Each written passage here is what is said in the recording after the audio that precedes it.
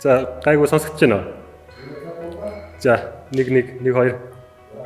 За сайн байна уу? Сайн байна. Санхүүгийн боловсролыг бол сүүлийн үед бас хүмүүс иргэд олон нийт бол их ярьдаг болсон. Өрд нь бол хэдий чухал боловч төдийлөн бас анхаарч үздэг байсан. Одоо тэгэхээр санхүүгийн боловсролын одоо ач холбогдлыг аюул гэж бодож байна. Юун дээр анхаарах хэрэгтэй?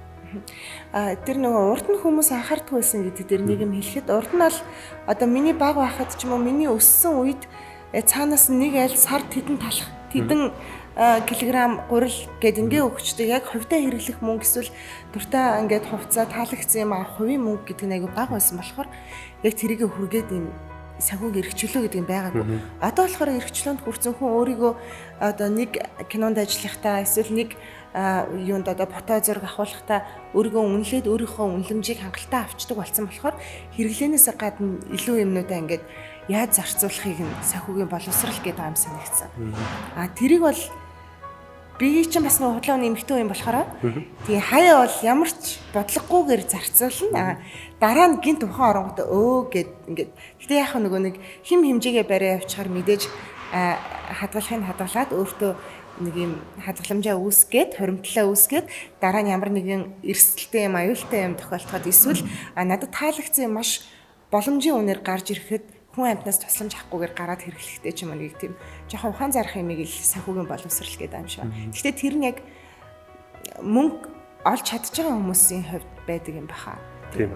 Тэрнээс ингээд төрөөс авж байгаа мөнгөөр амьдрдаг хүн бол тэр нь боловсрахгүй. Тийм.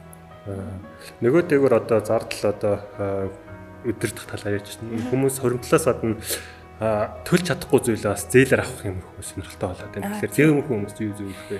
Гэхдээ тэр чинь нөгөө нэг юу байхгүй. Одоо ингээд заа хүмүүс ийм джинс өмд өмсөд энийг авах гэсэн чинь миний цалин 80,000 байдаг.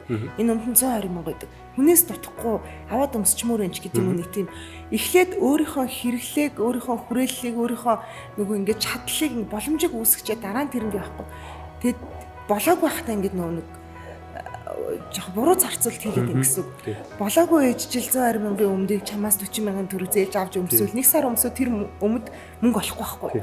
Тэнгүү тэрийг ойлгохгүй ингээд идэх нь нөгөө санхүүгийн боловсралгүй. Тэгээ эсвэл нөгөө нэг мөнгийг хэрхэн зохицуулахыг мэддэггүй.